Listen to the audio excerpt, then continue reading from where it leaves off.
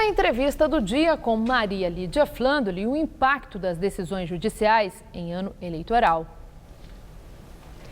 Entrevista o professor titular de Sociologia Jurídica e Sociologia do Judiciário na Faculdade de Direito da USP e também professor de Direito e Conjuntura Política e Econômica na Escola de Direito da Fundação Getúlio Vargas de São Paulo. Muito obrigada, professor, por estar conosco numa época de tanta incerteza e muitas dúvidas. E dúvidas até por uma falta de entendimento, de conhecimento, né, das exigências e limites legais. Começando, o PT oficializa amanhã. Deve oficializar amanhã a candidatura de Lula. Então, eu queria começar a perguntar, Lula pode fazer campanha e pode até ser eleito se ele continuar preso? Bom, são duas coisas. A primeira questão é a convenção lançá-lo como presidente e logo em seguida nós teremos a questão de dois processos.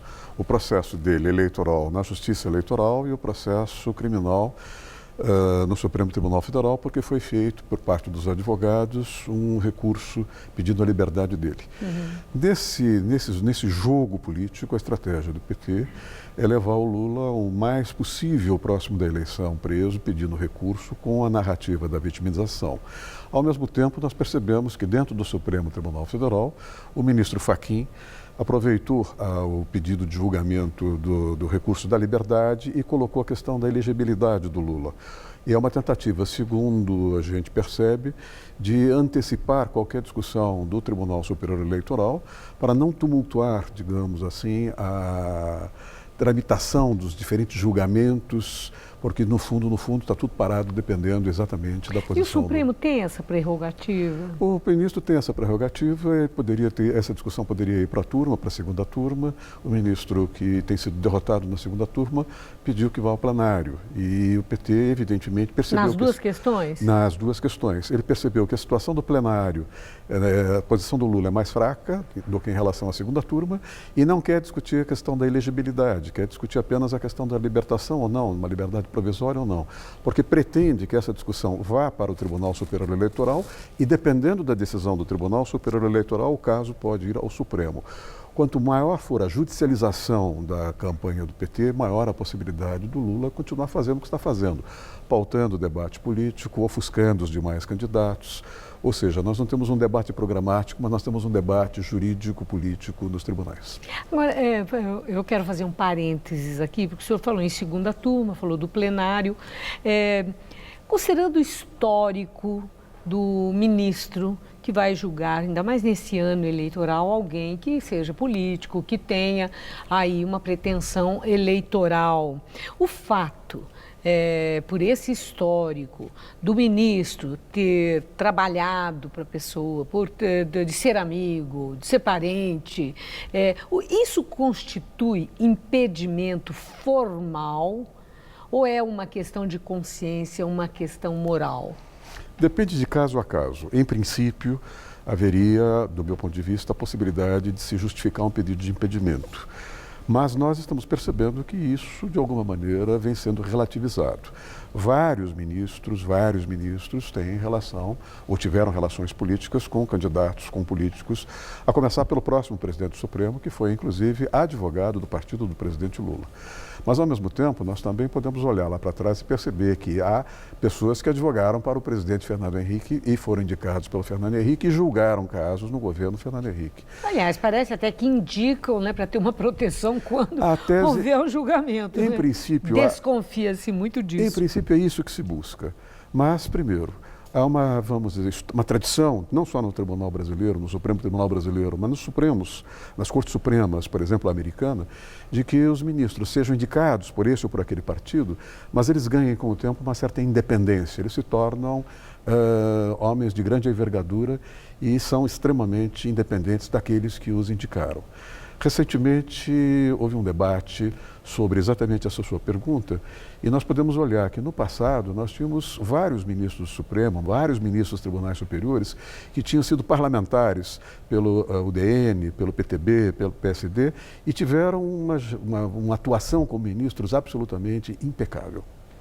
Quer dizer, né, Não sei como não será prevalece aí o meu passado me condena. Não sei o que acontecerá agora. Nesse momento, eu diria que nós podemos levantar uma indagação. Os ministros antigos eram pessoas muito competentes e emprestaram a sua biografia para o Supremo. Os atuais ministros já não têm a mesma envergadura daqueles anteriores. Do ponto de vista do douto saber? Do ponto de vista do douto saber, do conhecimento técnico. E recentemente vi na imprensa que uma jornalista do jornal Valor, Rosângela Bittar, disse que os atuais ministros estão em busca de uma biografia. No passado, eles emprestavam a sua biografia para o Supremo. Alguns hoje buscam essa biografia como ministro Supremo. Vamos ver como é que a coisa vai evoluir. Bom, fechando o nosso parêntese, voltando aí para aquela questão que comporta tanta indagação que envolve esse personagem, o ex-presidente Lula. A Justiça tem, o Superior Tribunal Eleitoral, tem um prazo para decidir isso, que expira em 17 de setembro, faltando muito pouco tempo para a eleição. Muito pouco tempo para a eleição. E ainda cabe recurso, se eventualmente o registro não for aceito da candidatura. Então, aí entra a pergunta: se eventualmente o Tribunal Eleitoral, Superior Eleitoral, não aceitar o registro da candidatura de Lula, entrando com recurso, ele continua candidato e pode, no dia da eleição, concorrer naturalmente? Não sei se pode concorrer no dia da eleição, mas em tese continua candidato. E é exatamente isto que o ministro Fachin tentou evitar, ou está tentando evitar, quando disse que o processo eleitoral tem de ser claro, tem de ser limpo de manhas judiciais, de artimanhas judiciais, e aí então acenou com a possibilidade de discutir. Nesse julgamento sobre a libertação do Lula, também a questão da elegibilidade, que é uma forma de queimar etapa, não é? E evitar que exatamente aconteça isto. O senhor vê perguntou. prejuízo do ponto de vista do direito, isso que o senhor chamou de queimar etapa, há possibilidade de algum tipo de prejuízo para o amplo direito à defesa? Do ponto de vista técnico-formal, sim. Do ponto de vista político, não. Traduzindo, o que é que eu quero dizer? É o que me foi dito por um ministro do Supremo em conversa informal.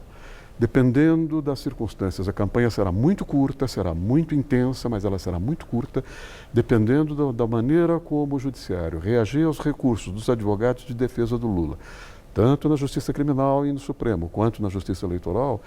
Isso, de alguma forma, desequilibra o jogo, isso torna um candidato quase acima da própria instituição. E aí se cria uma situação de fato que vai ser muito difícil de ser resolvida mais à frente, caso ele seja votado. A última questão, professor. Maria Lídia, é que o ministro Fux, recentemente, no despacho, já quase que antecipou o voto, dizendo, olha, a candidatura dele é uma candidatura inviável pela lei da ficha limpa. Então, quando ele disse inelegibilidade chapada, exatamente foi isso que ele quis dizer? Ele praticamente antecipou, não vou dizer que ele antecipou o voto, mas ele sinalizou que esse é o entendimento de vários ministros do Supremo. Se anteciparem, queimarem essa etapa, já que, do ponto de vista da ficha limpa, o presidente Lula não preenche os requisitos, de alguma maneira isso alivia as pressões, isso, vamos dizer, distensiona uma crise institucional. Professor, o senhor respondeu aquilo que eu iria perguntar sobre esse termo chapada e o que queria dizer. Muito obrigada por seus esclarecimentos. Uma boa noite. Boa noite.